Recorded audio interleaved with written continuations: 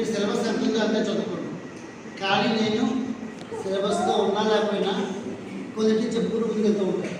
అది మీకు ఒక అవేర్నెస్ క్రియేట్ చేయడానికి, లేకపోతే గేట్ ఎగ్జామ్ కానీ ఏదైనా రాసేటప్పుడు ఈ ఎక్స్ట్రా ఇన్ఫర్మేషన్ అనేది మీకు బాగా యూస్ఫుల్గా ఉంటుంది. ఆల్మోస్ట్ 4th చాప్టర్ నుంచి స్టార్ట్ అవుతుంది సిలబస్ మనకి.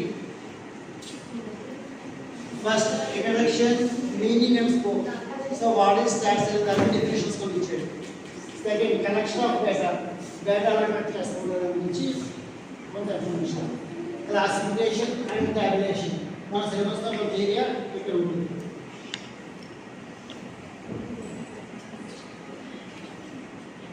డయాగ్రామెటిక్ అండ్ గ్రాఫిక్ రిప్రజెంటేషన్, ఈ చాప్టర్ అంతా మనకి సిలబస్లో ఉంది. అంటే 4th అనేది కంప్లీట్గా మన సిలబస్లో ఉంది. మెజర్స్ ఆఫ్ సబ్డిపెండెన్సీ సిలబస్లో లేదు మనకి, బట్ ఇందులో కొన్ని ఫార్ములాస్ నేర్చుకుంటేనే కానీ మన చాప్టర్స్ మనం ముందు డీల్ చేయలేము. సో కొన్ని ఫార్ములాస్ నేర్చుకుంటాము. మెజర్స్ ఆఫ్ డిస్పర్షన్, ఇది మన సిలబస్లో లేదు.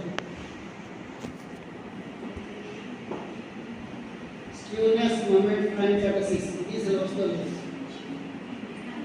కొరలేషన్ అనాలిసిస్, ఇది సిలబస్లో లేదు.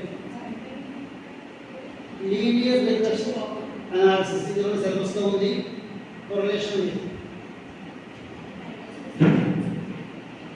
ఇండెక్స్ నెంబర్స్ కూడా సిలబస్లో లేదు.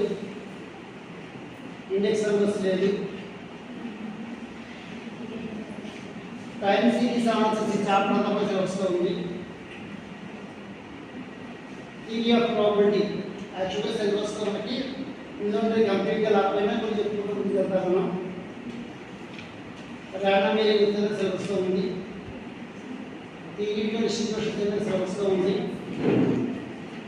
Sampling theory and sample survey, దీన్ని కూడా కొద్దిగా ప్రయత్నం చేసుకుంటూ ముందుకు వెళ్తాం మనం.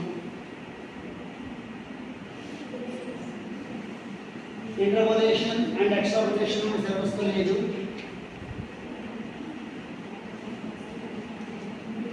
సెవెంటీన్ కూడా లేదు. నేషన్ థియరీ లేదు.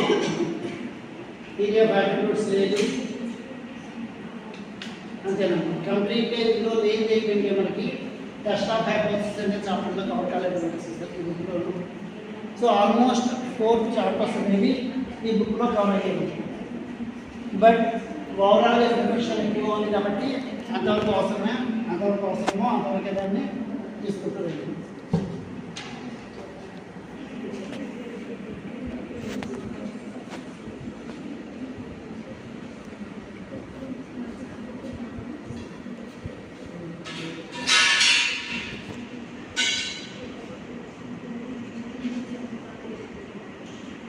నోట్ చేయనమ్మా, ఇది నోట్ చేయి.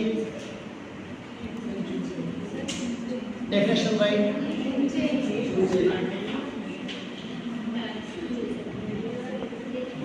స్టాటిస్టిక్స్ ఆర్ ద క్వాలిటీతో డీల్ చేయి. గుడ్, బ్యాడ్, అగ్లీ, ఇలాంటి వాటితో, ఇలాంటి వర్డ్స్తో ఏ సంబంధం లేదు. మనకి మొత్తం డేటా అంతా ఎలా ఉండాలి? న్యూమరికల్గా ఉండాలి. సో న్యూమరికల్గా ఉండే డేటాతో మాత్రమే మనం డీల్ చేస్తుంది. And we deal with the facts. Assume చేసేసి మీకు వచ్చిన చదువు రాసేసి దాన్ని బట్టి నువ్వు చెయ్యమ్మా. ఒక కంపెనీకి సంబంధించి కానీ, ఏదో క్లాస్కి సంబంధించింది కానీ, ఏదో ఒక స్టేట్కి సంబంధించి కానీ ఫ్యాక్ట్స్ని మనం తీసుకుని ఆ ఫ్యాక్ట్స్తోనే అనలైజ్ చేసుకుంటూ ముందుకెళ్తాం.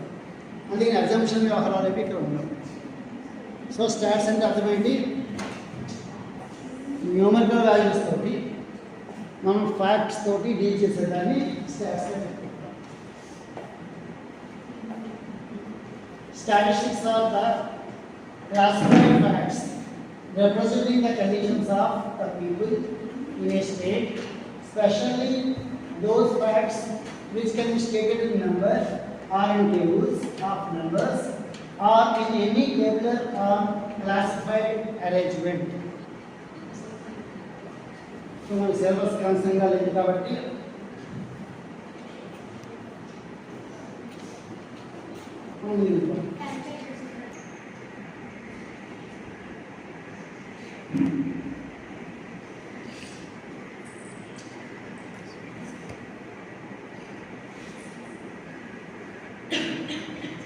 సో చూడండి, ఇంకో ఆయన చెప్పాడు అంటే it is aggregate of facts. ఎప్పుడు ఏం చేయాలి, ఫ్యాక్ట్ మాత్రమే రాసుకుంటూ ఉండాలి.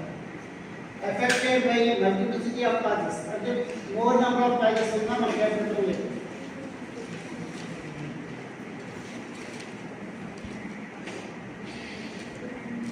న్యూమరికల్గా ఎక్స్ప్రెస్ చేయగలగాలి. Collected in a symmetric manner, మనం కలెక్ట్ చేసుకునేటువంటి డేటా ఎలా ఉండాలి, సిమెట్రికల్గా ఉండాలి, తోచినట్టుగా ఉంటుంది.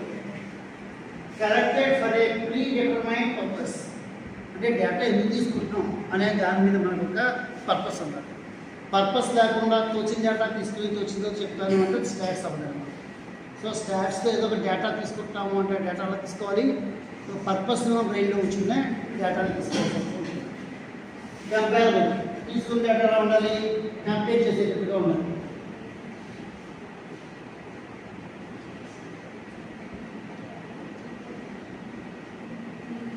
So importance and scope of statistics. So stats scope ఏంటంటే statistics in planning. So in general ఒక స్టేట్ కానీ ఒక కంట్రీ కానీ లేదా ఒక చిన్న టౌన్ కానీ ఏదైనా సరే ప్లాన్ చేయదలుచుకుంటే వచ్చే 5 ఇయర్స్లో వచ్చే 3 ఇయర్స్లో మనకి ఏదైనా పని జరగాలి అంటే అలాంటిదో ప్లాన్ చేయదలుచుకున్నప్పుడు ఆ స్టాట్స్ నీడ్ మనకి ఇస్తుంది.